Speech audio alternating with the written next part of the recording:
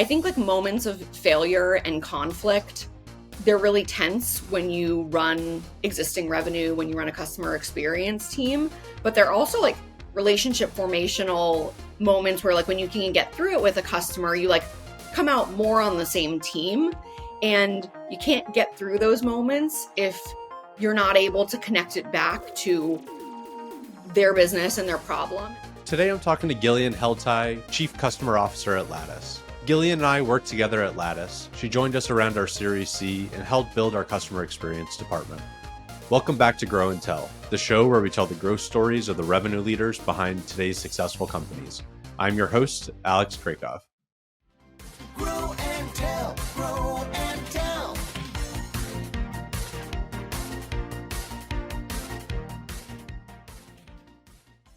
As Gillian puts it, she worked in customer success long before they called it customer success. She spent the first decade of her career at comScore, growing from an entry-level data analyst all the way to the senior VP of digital media solutions. She then spent 3 years at Talkdesk, where she led client services for their 1,800 customers. And now at Lattice, Gillian has built an award-winning customer experience program from the ground up. Gillian joined me today to talk about Lattice's approach to customer segmentation, why Lattice has separate success and onboarding teams, and why Lattice invests so heavily into advisory services. She's really a pro's pro when it comes to customer success. I hope you enjoy today's chat. So you started your career at comScore, where you went from kind of an entry-level analyst to an SVP over the 10 years that you were there. Can you talk about your experience at comScore and what did customer success actually look like there? Because it was more of a services business, right? Yeah, I mean, parts of it were. So I joined comScore right out of undergrad in 2005. It was probably about maybe 250 employees at the time. And this is like, again, like sort of mid 2000s. I was in Virginia. It was a venture capital funded startup, but like neither of those words were like remotely in my nomenclature. I didn't know what a VC was. Startups weren't really a thing. Like maybe they were a thing in California by then, but they weren't really on the East Coast. So I joined not really knowing at all what I was getting myself into. Again, like sort of fresh college grad, a little bit sort of about my time there.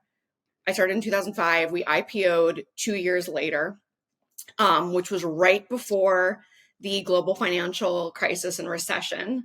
So we had tons and tons of growth. We had like a bunch of acquisitions, over a half dozen acquisitions. We also had a big layoff at one point, or a couple after the recession. And then what comScore did at the time was internet media measurement.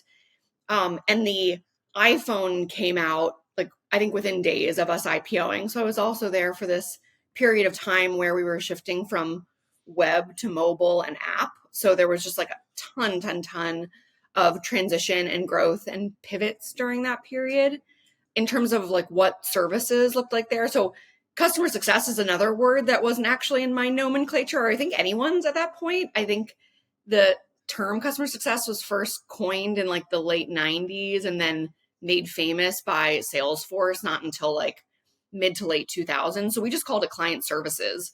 And like I said, comScore was an internet media measurement company. Basically what we had was tons and tons of data. Although most of our revenue did come from a subscription business, but it was like a data access platform. So what client services looked like there was helping people use our data, storytelling to them so that they could get value out of it, like sort of market research-esque work. But at the end of the day, it was helping our customers get value out of our product, which, is a sort of natural extension or entry point into customer success as a job category. And what did that actually look like? So I assume you kind of had a book of business that you were managing as like I guess it wasn't called customer success, like account director or whatever it was. And then researching for this, I found a bunch of research reports that like you wrote about like YouTube measurement or things like that. So yeah, so you're managing a book of business and then Yep. sharing reports with people and trying to just, I guess, fine tune their media spend. Is that kind of what it was like? Yeah, I mean, so it sort of depends. So we were verticalized like from when I first started. So I shifted through a couple different vertical sectors, but I was for most of my time there focused either on the banking sector, mobile banking, which was not really a thing and then became a massive thing, and then telecommunication and mobile. So the job, I mean, I mean, you've been at a startup like Lattice. We'll get to Lattice later, but there were just so many different jobs. My title changed all the time. As a like customer success person or a client service person, you had a book of accounts that you were responsible for servicing a lot of custom deliverable work. So we would have a big like growth revenue stream for us was people would have the subscription data, and then it would naturally drive incremental questions about their business, about their competitor's business, what have you. And so a big part of the work was understanding that, scoping it. Eventually, once I moved into sales, like pricing and selling that, but then ultimately delivering these projects and custom reports. And then we did a lot of like industry writing as well, which was mostly to try to get into to get our brand out there, but also to get into conferences for free as industry analysts. So I was publishing a couple reports a year, just trying to get comScore brand out and yeah, just to sort of like be relevant in the industry. Nice. And then you had like, I mean, tremendous personal growth there. I mean, you were there for 10 years. It went from like, I guess, yeah, your first job out of college, and then you were an SVP, and you had a lot of different roles along the way. Like, what was that journey like for you on a personal level? And you had a stop kind of along the way where you went to Stanford Business School. And I'm curious, like, how you thought about that decision and why you did that. And yeah, would love to learn more. So I was at comScore for 7 years before I went to business school. And those 7 years were so insane. There was just so much growth and so much change. And I mean, I was so fortunate, like right place, right time. The work to be done so matched my interest and skill set. It was like this intersection of like data and customer. And those are like, I'm very social and I love working with customers, and I'm like sort of a people pleaser, but I'm also a huge data nerd. So it was just like this really great fit for me.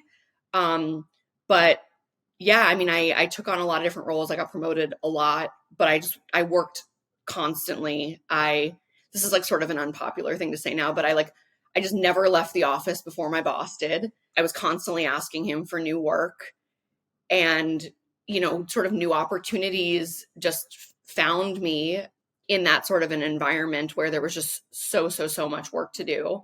But after 7 years, I was pretty burnt out. I also just like didn't know what I wanted to do next. I really loved my time there, and I had so much growth. And at that point I had moved into like sales and then a sales leadership role. And that's like when I decided to leave, and I went to business school, which I'm happy to talk about, like sort of that whole decision-making process. But for me, it was like very much a personal one. I wanted to take a couple of years off, if I'm like just sort of being pretty blunt about it. And I wanted to go to California. So I applied to Stanford. I didn't get in. I waited and I applied the next year, and then I did get in. I wanted to be in California. I wanted to be in tech. I wanted to like relax a little bit.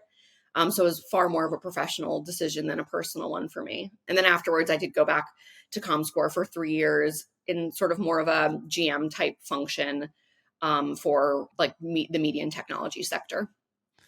I'm curious, like, if you thought going to business school, like how that impacted your career. Because I almost went to business school. I had gotten into business school before I actually joined Lattice, and then I deferred and decided to do Lattice instead. And that, took a whole different journey. And so, yeah, I'm curious how you think that maybe helped your career in different ways. I mean, was it like the network side of things? Did you learn a lot? Like, yeah, how do you think about it? For me, it was definitely the network side of things. Like when I think about what has helped me like progress and amplify my career out of business school, it was the network side. But I think it's different for everyone. But I think the network is massively helpful. And I think the geographic shift for me, which was like getting to Stanford, I knew I wanted to be in tech. I've always been interested in tech. comScore was a tech company when I joined it. And just like having access to this market was really, really helpful. And after comScore, you went to go work at Talkdesk, and I guess you moved to California along the way. And it looks like you joined Talkdesk like kind of between Series A and Series B. Can you kind of paint a picture of what Talkdesk was like when you first started, and what was your initial role?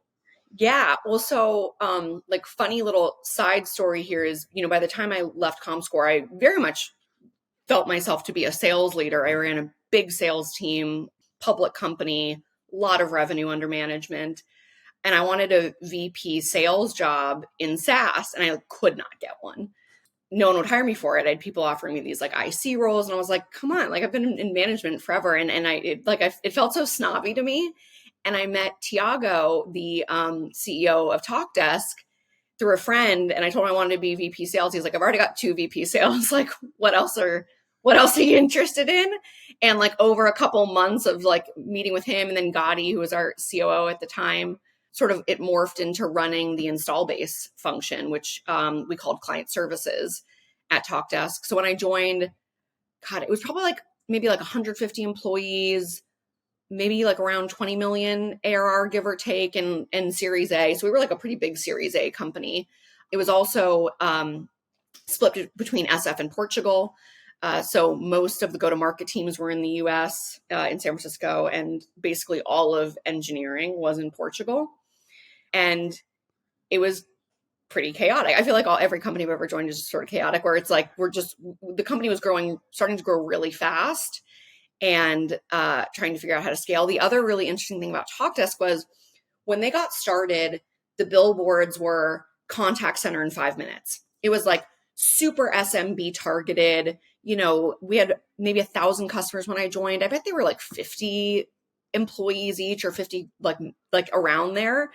And I joined right as we were trying to do a giant shift up market, which was ultimately massively successful. After 3 years, when I left, we were doing like 10,000 seat installations. So we were in this transition of like, oh man, we've really got to like professionalize everything. We've got to like make the product way better. We've got to professionalize our service experience, you know, getting like even just contracts in sort of a better place to pass muster on the enterprise side.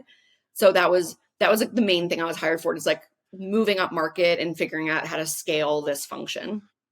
And let's talk about like the specifics. Like, how did you actually go about doing that? Like, what was the state of the customer experience department at the time? And then how did you sort of, I guess, rejigger that department to sort of go up market and to serve all these different audiences? Because I assume you kept the SMB customers as well. Oh, Then you yeah. had to service them, but then also go up market at the same time.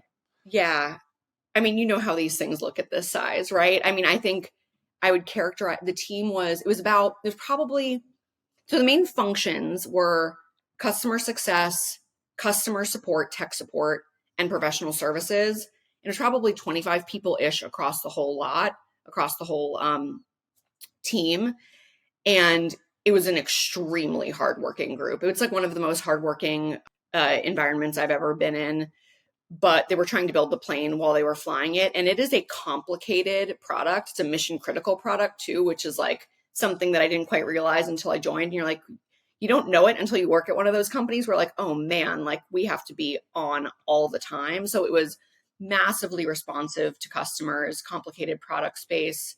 And like from an evolution perspective, I mean, there were a couple like big moments of change where, we launched sort of the new like enterprise CS function, or another really big moment for us was launching a technical account management function where like, okay, it was a technical product.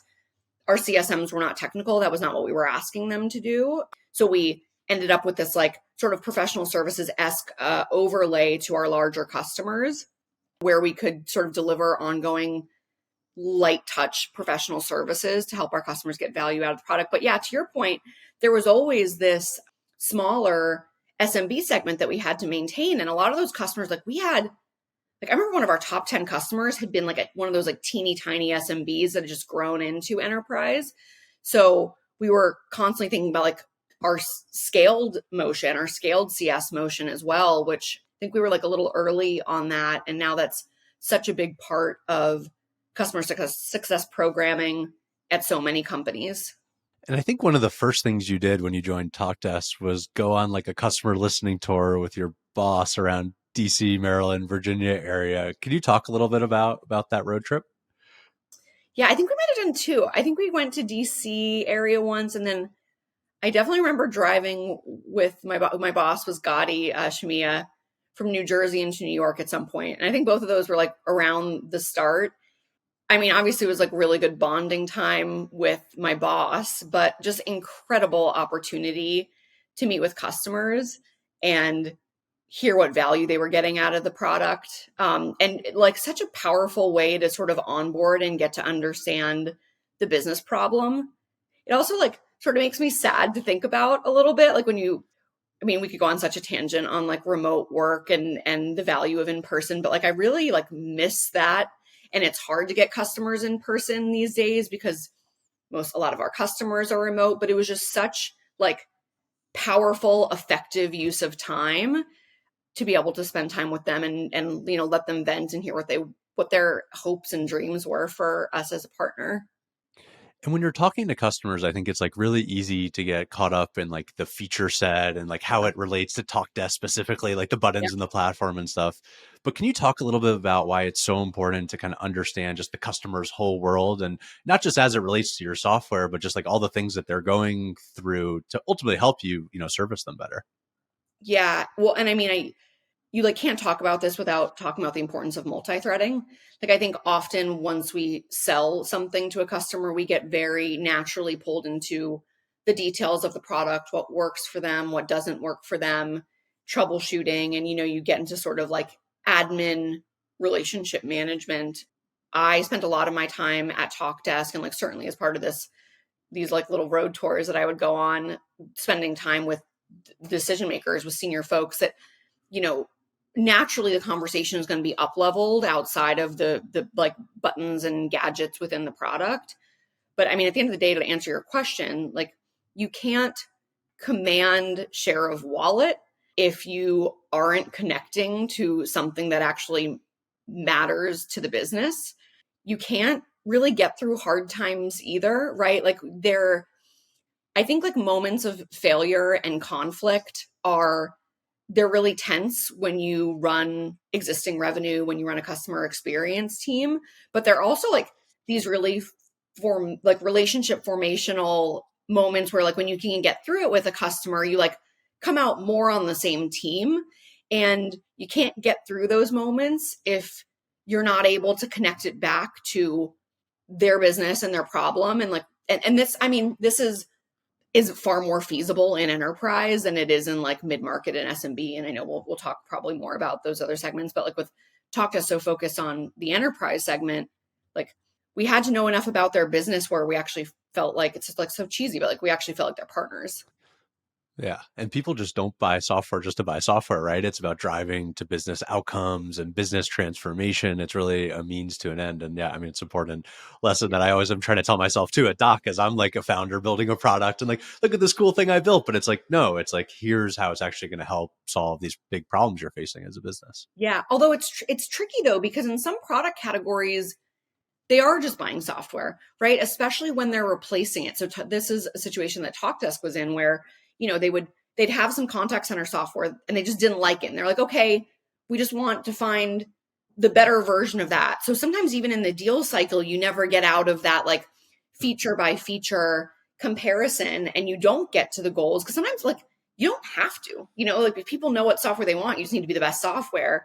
And that's why if you're not, you can get lazy and then you don't have those conversations with customers and you like can't get through the hard times, you can't get through decision maker transitions, and you don't have any connection to anything that actually matters for the company. You had mentioned earlier in the conversation that Talkdesk had a big sort of international footprint and there was a big engineering team in Portugal. Like, what was that like working with kind of the product team being in a different time zone, different part of the world? And I imagine, you're dealing with customers, there's bugs, there's issues, there's a lot of product feedback. Like, how did you think about kind of managing the workflow between those two teams? I mean, the truth is I just like work 16 hours a day. Portugal and San Francisco have perfectly non-overlapping 8-hour days. So that's one way to accomplish working in that sort of an environment. I think it's harder. It's like so much harder than having everyone co-located. It requires a really good product organization, right? Because the way ours was set up, we had like some PMs in US and some PMs in Portugal, but basically all of Eng in Portugal. So product leadership had to be really empowered and really, really tuned into what was going on to sort of be that thread. You need like some like glue, and the product role was that. And then just like a lot of communication. And of course, this is just like so much easier when you're 200 employees versus when you're 2000. But like Slack, a lot of phone calls. I don't know if there was like any sort of magic to it. It was just like people sort of worked longer days and did their best to like communicate quickly with each other. Yeah, we're experiencing this a little bit on a smaller scale with Docker. We have some international engineers, and it's like, okay, when I wake up in the morning, I got to work with the engineers and figure out bugs and get my product feedback done because I have my little sliver to work with them, and they all stay up pretty late in their time zone. But yeah, it's a funny how it just changes your work day when you have an international presence. But you get to work with insanely talented people all over the world, so there's a huge benefit to it. But you have to time shift, right? You like wake up early, you like do some calls before you're totally like alert. They're doing calls after dinner. Like, you just find ways to, I think, time shift into a way that it's okay. Or you get really, really good at documentation, which was not the place that we were in when I first started at Talkdesk, but I think we made a lot of progress over those 3 years. Yeah, I want to be better at documentation. It's just so hard in the early days, like, because you have so much shit to do. And so it's like perfecting this document versus getting the thing done is always like a really tough It's like balance that not I worth struggle it with. at the beginning at all. Yeah. And you don't even know what your process is. So it's like, what am I documenting? Yeah. Totally. All right, let's shift gears and talk about your time at Lattice, where we worked together for a couple of years. And so, from what I remember, like you joined Lattice, I think like right around our Series C. And at the time, I think we were going from Grant and Emily, who were amazing customer experience folks in the early days, and we were sort of transitioning to building out this like proper big customer experience department. Can you kind of talk about what it was like when you first joined Lattice? It was so fun. Yeah. So we had Grant running CS, customer success, and Emily running the support team, customer care. I think they each had like 15 direct reports on the day that I joined. It was so wild. Like, I mean, yeah, painting picture when I started, I think we were like maybe like around 100 employees. Like you said, we just raised Series C. We were growing so fast. I joined October and we were heading into the busy season. We had been so pleasantly surprised by the performance of new business at the beginning of 2017. And CX was so understaffed. And we were just like looking down the barrel of what is like, normally November through February are just like everything's insane at Lattice all the time because there's just like so much growth. But that's like the performance review season and customers need so much from us. At the time, the team was way understaffed. Obviously, we were in a good place with like good manager ratios. Emily at the time was actually moving into another role. She was going to go build the enablement function.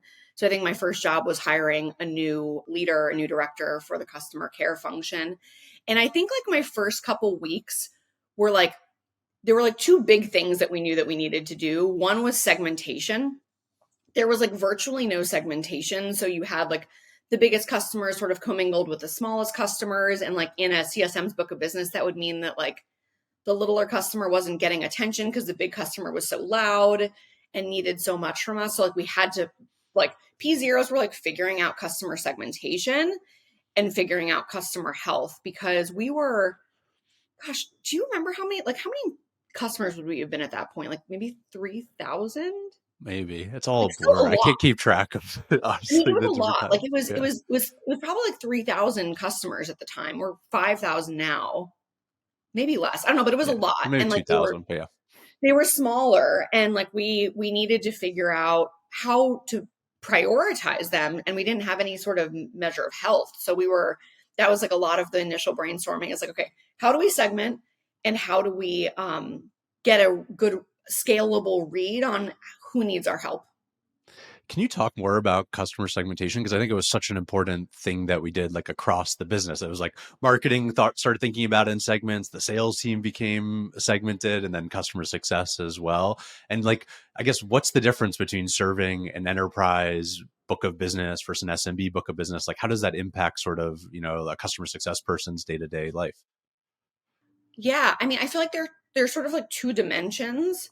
One is a very like selfish dimension, which is like your risk tolerance as a business for churn, right? Your bigger customers, if you believe that servicing them more is going to drive a better retention outcome, you obviously do that. And that happens naturally anyway. But when you've got all the accounts sort of commingled in one big bucket, it means that smaller accounts end up neglected. So one is like the self-serving version, which is the unit economics of service.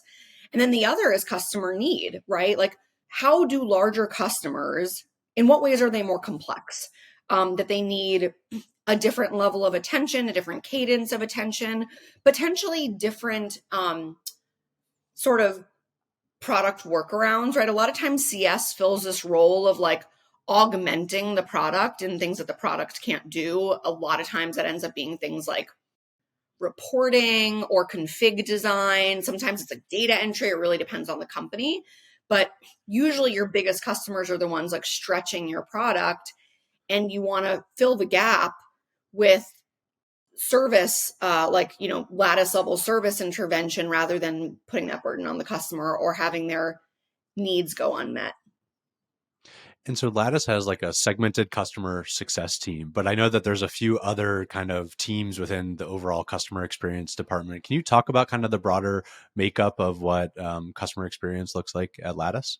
Yeah, I mean, it's changed a lot. So like I said, when I joined, it was basically just customer support and customer success. And within customer support, what we call customer care, we had a couple people that were doing implementations for our smallest customers. So 2019, when I started, it was CSMs owned, like, basically most of our accounts had a CSM. They ran implementation, renewal, adoption, etc. And then we had the customer care function that was sort of the layer across all. And then we had a couple people just doing implementation for our small customers. So very sort of unspecialized. What we have now within customer experience is we still have that customer care function. Within that, we have a knowledge programs function, which is both like QA, but also like help center, knowledge base.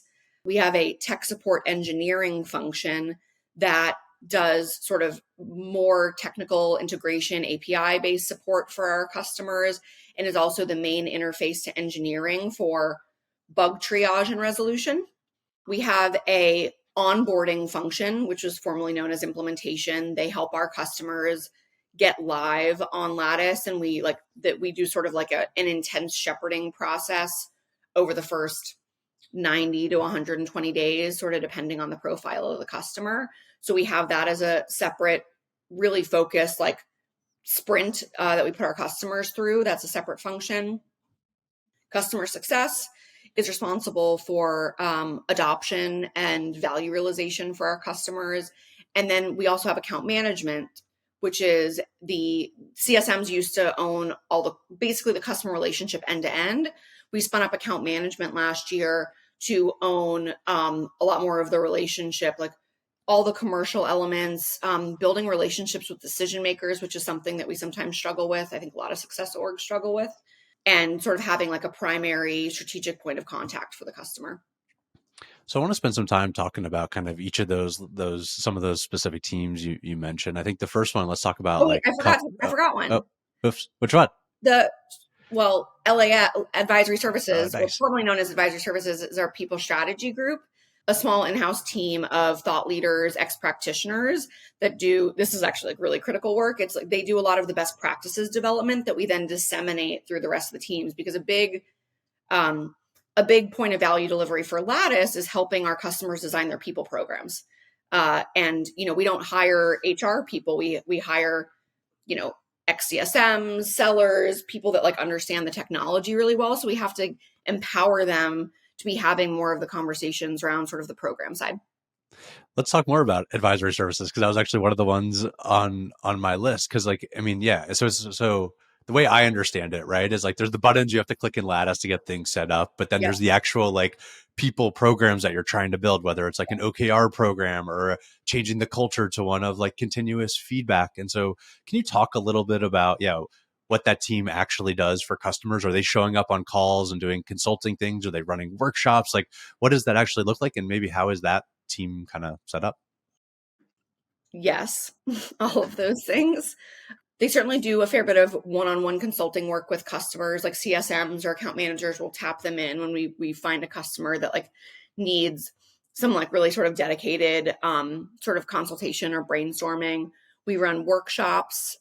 We have like an OKR champ camp that we run regularly to get people. I think OKRs is like probably one of the best sort of categorical examples of how we need to help our customers, because the software is great and it helps you manage and update and distribute information about OKRs. But like, you were around Lattice when we rolled out our own OKRs. These are like, it is a sort of hard program to get going. And a lot of times I describe Lattice as like, the last inch of a mile in terms of a people program. There's so much work that goes in through operations, through people teams to get these programs off the ground. And when customers buy Lattice, they're of course buying us for the software and the functionality, but they also just want to know, like, y'all have 5,000 customers. Like, what's everybody else doing? What do the best do? Like, how are things changing? So PSG, our people strategy group, in partnership with our content team on the marketing side, produces the research and perspectives on that, like whether or not that be through a workshop model, distributing through webinars, customer case studies, live events. We run a state of people strategy report every year. That's a big survey of HR leaders. So we're just constantly sort of inspecting and understanding what our customers are doing and trying to find ways to package that for the benefit of everyone. Yeah, the OKR example really hits home for me because I mean that was Lattice's like first product, and I even before performance reviews, and I remember like that first summer we were trying to sell the product, and then what we realized was like it just meant like companies would start fighting amongst themselves around what the goals were instead of like actually buying the software. They're like, no, marketing should own this number, sales should own that number, and it was like so clear that you needed to add professional services around that sort of software experience, which we weren't prepared at all as like a 10-person startup at the time. But then eventually, we kind of got our act together and built out a proper function. Yeah, totally. I'd love to go a little bit deeper about customer onboarding. You mentioned it's a separate team. And I'd be curious, like why a CSM shouldn't be a part of onboarding. And then just generally, like, how do you think about kind of building a strong customer onboarding program? Well, first of all, I definitely don't think this isn't obvious to me that onboarding and customer success should always be separate functions. It like absolutely depends on the nature of the business. And I think it has to do with sort of like the nature of the product and also the growth of the business. Those are like two big factors in deciding like, do you specialize this or not? Because there's cost benefit. Like I think about it differently versus support. Like every company needs to have a great customer support function. That's like a non-negotiable, but this separate implementation function, I think it depends. So the reasons why we decided to separate customer implementations, customer onboarding from customer success, which used to run it on its own, there were like two main drivers. One was our growth, which you were around for so much of. Customers take a ton of effort at the beginning. It is, I think, unarguably the most important moment in a customer, in the customer life cycle, because it's like, I have to think about like, they get so excited at when they're buying, and it's like, we're selling them the dream. And they're like, if you don't deliver a great onboarding, it's like this like trough of disillusionment where it's like, oh, I thought it was going to be this, and now this is like so sad. And so you need to like do a great job with getting time to value and like keeping the level the same as the experience in the sales process. So that takes a lot of effort. And if you've got a CSM who's got a bunch of accounts who are on onboarding and other customers who need their attention too, the customers who are in this like steady state are going to end up suffering because they just like, there's so much that has to go into the new customers. So that's like a really big part of it. And just like, and the when you're growing as fast as Lattice has grown, it's not like that more economical to have the CSMs do it, right? It's like, it's better to specialize it and like be able to run these projects really efficiently. So that was certainly a really big part of it. And then the other part is like, there is some variance in skill set around what it takes. Like there's a bunch of like integration work and like data transformation and like things that happen in the beginning that like CSMs might not be great at. And like, when you think about what skills you're hiring for and training for. So I think the more, I would often think about keeping these roles together in a world where you really need, like where there's a lot of benefit of continuity across the relationship from the start, where you're not necessarily dealing with the same sort of growth situation that we have at Lattice. And then also when you see like major overlap of skill set, right? If you're basically if you're hiring like the same profile and asking them to do the same thing, that's like probably a good signal that you don't need a separate function. Do you think like I guess successful onboarding or bad onboarding is like a predictive of whether someone's going to renew or churn at the end of the agreement? Like, do you think those two things are related? Oh yeah, definitely. Like hugely related. I mean, there are some companies like, I mean, the Lattice product, we've got so many different programs that we enable. So onboarding usually like the first couple of months is like they'll get one or two of their programs started on Lattice, but like people will be rolling out new programs all the time at Lattice. At Talkdesk, like the more you work in sort of like infrastructure or workflow, there's more of a like get it all done at the beginning. And I think it's like even more important in those sorts of environments because they're often coming off of another system and there's like a go live, and that go live like really, really matters. And if you goof on that, you're digging out of that hole forever. Yeah, it's a really interesting point that like Lattice's onboarding is actually like very ongoing, where it's like Yeah. somebody starts with one part of the product and then 2 months later they start caring about OKRs or whatever it is and start rolling Yes. that out. Yeah, Right. yeah. Like what is go live at Lattice, right? Like it is different for every customer depending on what programs they're launching with. And I remember like one of your sort of first big initiatives was to work on a better customer health score, because I think that helped to get a sense of like how much customers were actually adopting and using these products, right? And can you talk a little bit about that initiative and why that was one of the first things that you did? Yeah. I mean, it was one of the first things that we did because we had so many customers and we had to figure out who needed us. And for the same reason that Lattice is sort of complicated in terms of figuring out like when is a customer live, like when are they out of implementation, the same thing is true when thinking about adoption because there are all these different modules. And what does healthy usage look like, right? Like one of our main tools is reviews.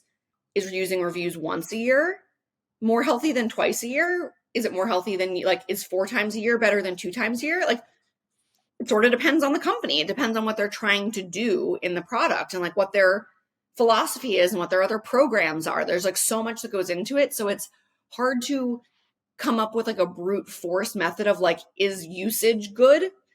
So we really needed to come up with a thoughtful health score methodology that like accounted for the nuance and like complexity of the Lattice product set. So that was a really big focus and something that we have invested a ton into and we continue to invest a ton into. I spent an hour on V4 of the health score yesterday. And ultimately what we did was build a model that takes lots and lots of different product adoption signals, looks at the correlations to retention, and builds a really like relatively complex scoring methodology based on what the customer has purchased and how they're using different elements of our product. The thing that is most important about its design is that it is highly predictive of retention, but it's not overfit. Like sometimes you'll see these health score models get built where like they're wildly prediction of retention. A lot of times people use red, yellow, green, right? And it's like they're super predictive of retention, but like only 5% of your customers are green and 10% are red and 85% are yellow. And you're like, well, how the hell am I supposed to use this? So like we also needed to design for a distribution that allows for like sort of a thoughtful approach to how we manage our customers.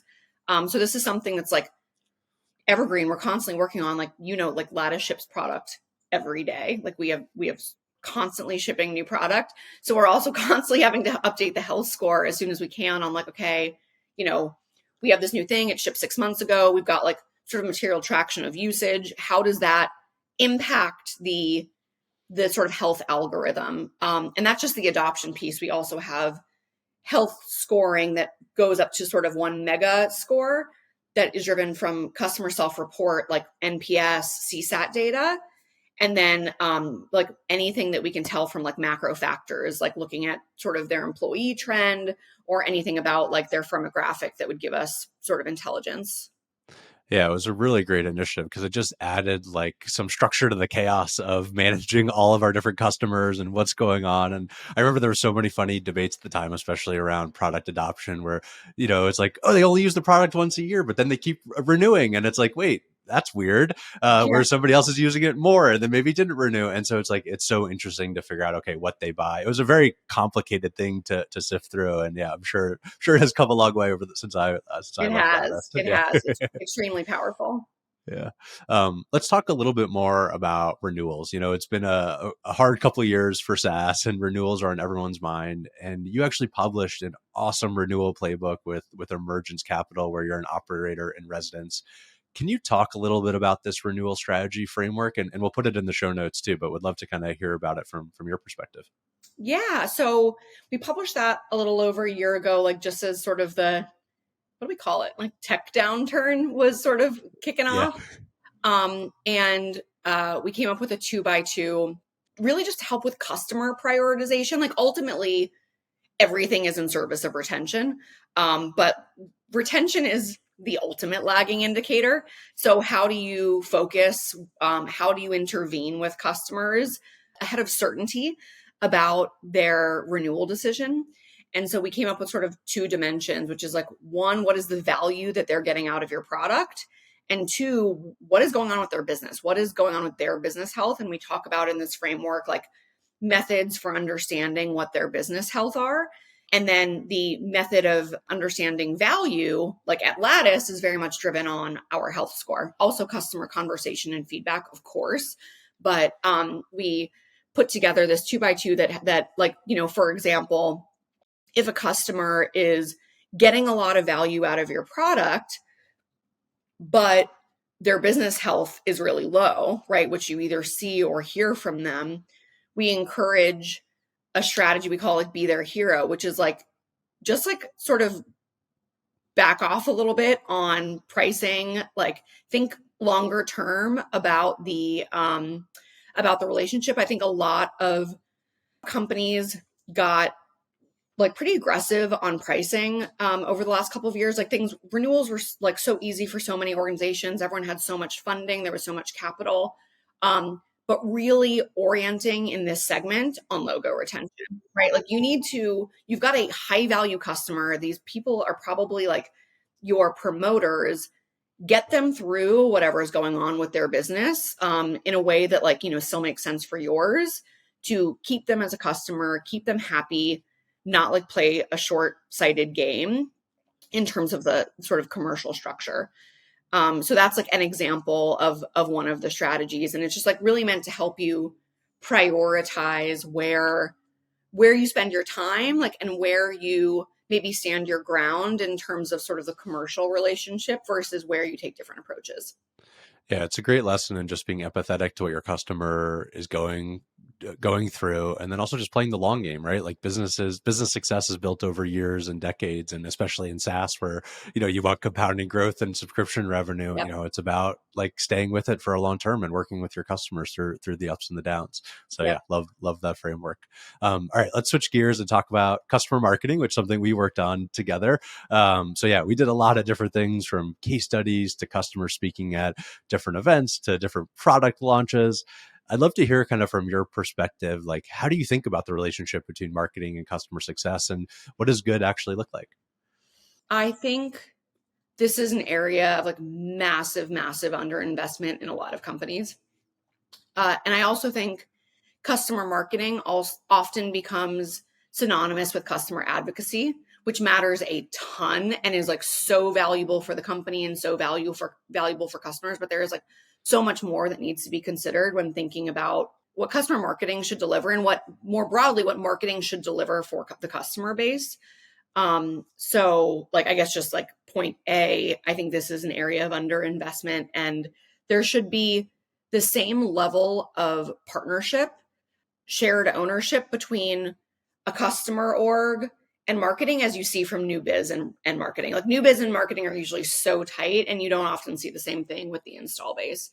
So I think that's like sort of the first mega point. And then I think about like the work to be done. So one is like the customer advocacy work, right? Which is like, how do you amplify your customers' voices? How do you find the happy customers? How do you amplify their voices to the benefit of prospective customers who are trying to make a decision on your product, to existing customers who are trying to find better ways to use their product or to resell the value within their organization? and to reward customers who are giving back to you. I mean, Lattice is so insane in terms of our community and the level of love that HR people have for Lattice. And that's just like such a huge asset for us in sort of amplifying our brand and growing. But then I also think a lot about, if there's another thing that marketing will tend to focus on, it'll be sort of like driving cross-sell, which makes a lot of sense. Like marketing is such an important part of the revenue engine.